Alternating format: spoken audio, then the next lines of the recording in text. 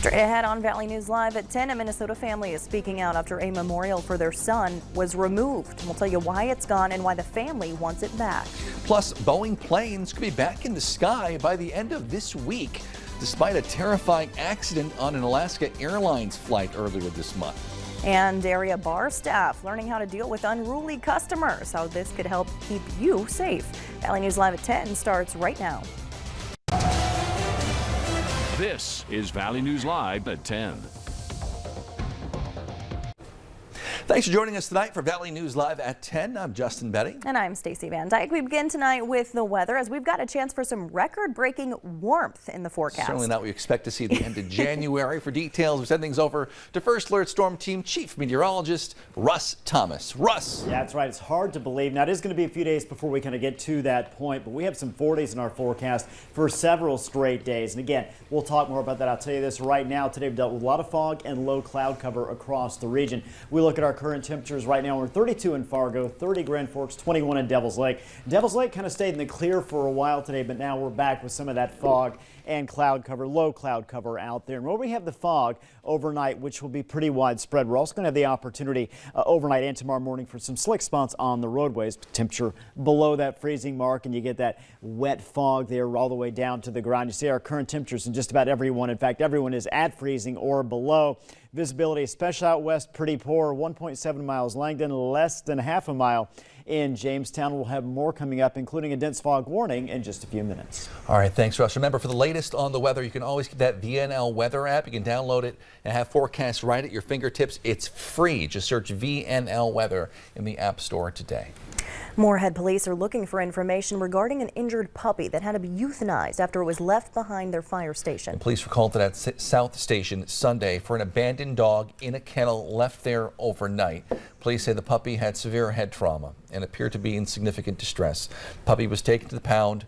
Veterinary staff say based on the extent of those injuries, the pup was beyond treatment. It had to be put down. If you know anything about the incident or what happened, who dropped the dog off, you're asked to contact Moorhead Police.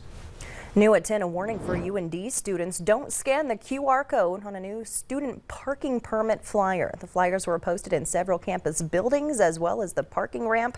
School officials say they don't know where the flyers came from or what the intent is. They were notified of them today. They're working to get them all down. If you happen to see any of these flyers, call the number there on your screen.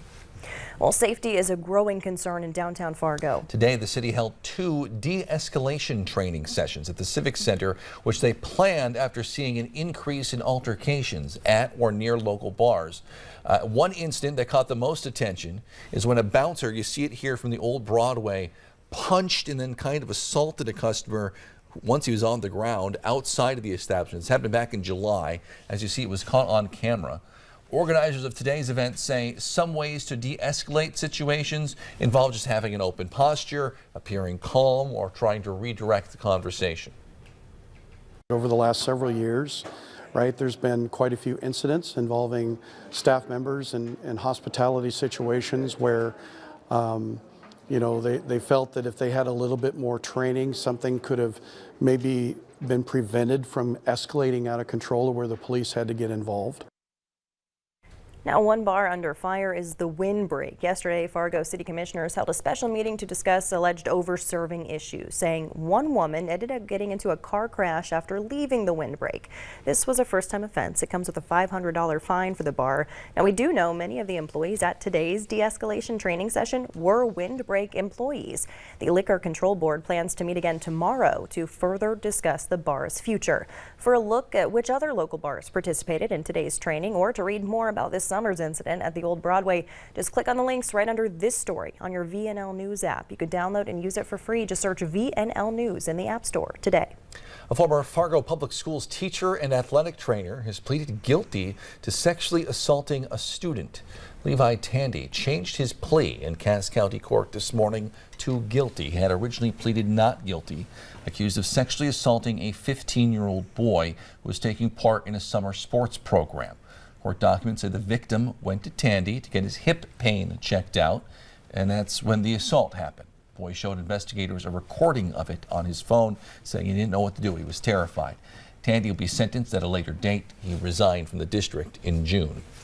A man who was facing several charges for sexual abuse of a child in Clay County has been convicted and sentenced. Gregory Allen Mole was originally charged with 2 counts of first-degree criminal sexual conduct and 2 counts of second-degree criminal sexual conduct. 3 of the 4 charges were dismissed. Mole pleaded guilty to 1 count. According to court documents, Mole sexually abused a girl several times between 2009 and 2015 when she would have been between 4 and 9 years old. Records say Mole knew his victim. Mole will only serve 30 days in jail, be on supervised probation for 25 years, and have to register as a sex offender. A Minnesota family is speaking out tonight after a memorial for their son was removed. It was donated to the city of Bloomington along with the basketball complex following his death almost 2 decades ago.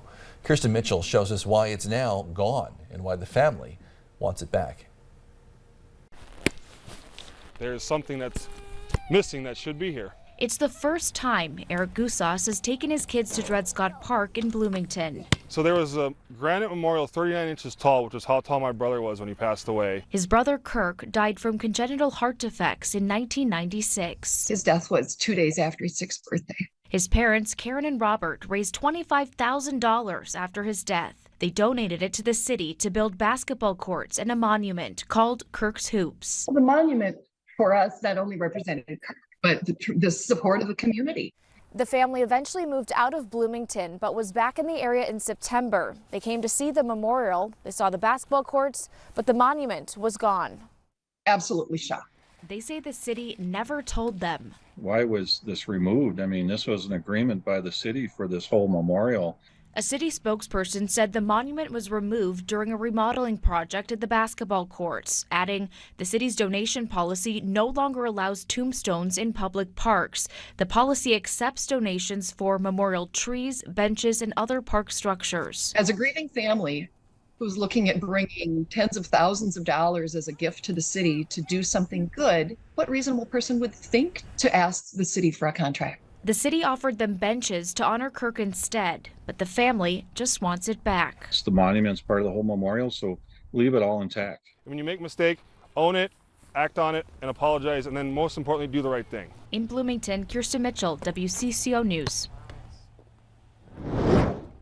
An update for you tonight. The FAA released final instructions for airlines to start inspections on their Boeing planes today, a move that will eventually allow them to fly again. The agency grounded nearly 200 planes after the Alaska Airlines flight lost one of its door plugs mid-flight earlier this month. 6 crew members and 171 passengers were on board at the time. Alaska Airlines said today it plans on returning some of its planes back to the skies on Friday. They say inspections take 12 hours per plane. A Fargo creative marketing firm has been recognized by the National LGBTQ Chamber of Commerce. Abovo is now an official lesbian, gay, bisexual, transgender business enterprise.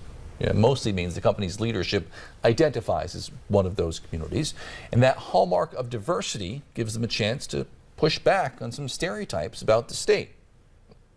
People who think of us just as a rural, white, straight, kind of an area. We do have diversity, we do have different perspectives, we do have, different backgrounds. So I think it's good to celebrate that. Abovo owner Andrew Young is from North Dakota, from Napoleon. He went to NDSU. He hopes the certification serves as an inspiration to others across the state. After weeks of speculation, some movement within the coaching staff, the NDSU Bison will officially be losing their offensive coordinator after all. Tyler Roll is taking that same position at Tennessee State University. They're in the Ohio Valley Conference. Roll's been on the coaching staff since 2014. Heavily speculated he would leave after Tim Polasek was named the new head coach. He had been a favorite of the players and was a candidate for that head coaching job. The Tigers, by the way, are set to visit the Fargo Dome this September. So we'll be watching him step back into that hole and see how the players will react. Sports fans are heading to Warroad this week in mass for Hockey Day in Minnesota. Yeah, the city is promoting where visitors can find good food and some good Hockey Day swag. The 3-day outdoor hockey celebration all started today. It's free. Everyone's welcome. In addition to all the hockey games, there's also a skate path, sledding hill, and food trucks. We'll be there for all the action. Stick with us for more on Hockey Day Minnesota tomorrow and throughout the rest of the week. Minnesota's legislative session is less than 3 weeks away, and today Valley News Team's Quinn Gorham talked with lawmakers about a hot topic bill last year, which could be in some hot water this time around. What would be your vote? With the bill in the shape it's in now, absolutely no. DFL Senator John Marty says he's not alone in his holdouts on the DFL's sports betting bill. Introduced last session, the bill's last stop will be in the Senate Finance Committee once session resumes. Marty, who chairs the committee, says he's concerned. This would be the biggest expansion of gambling in Minnesota history. And to have it available 24/7 on a mobile phone or whatever, it's a huge expansion and very big problems that causes public health risk from addiction to gambling. Some of Marty's colleagues wanted to see more safeguards in the final version of the bill. DFL Senator Matt Klein, who authored the DFL's bill, says he's committed to making it work. Again, I'd love to hear his ideas. I will say that I would be disappointed if this has to go back to the committees it's already been through. This is a short session. This is a top priority of mine and of our caucus, and I think it's time to get it done. But if the DFL can't come together on the bill, it's likely it won't pass. While some Republicans support the idea of sports betting, there are elements to Klein's bill they won't get behind. The way the revenue, the incoming revenue, the sales tax revenue is split, I think is one of the biggest hurdles. Republican Senator Jeremy Miller has his own bill, which addresses a common Republican holdout over which stakeholders have access to revenue. But what about Marty's concerns? It's an issue that both Democrats and Republicans support.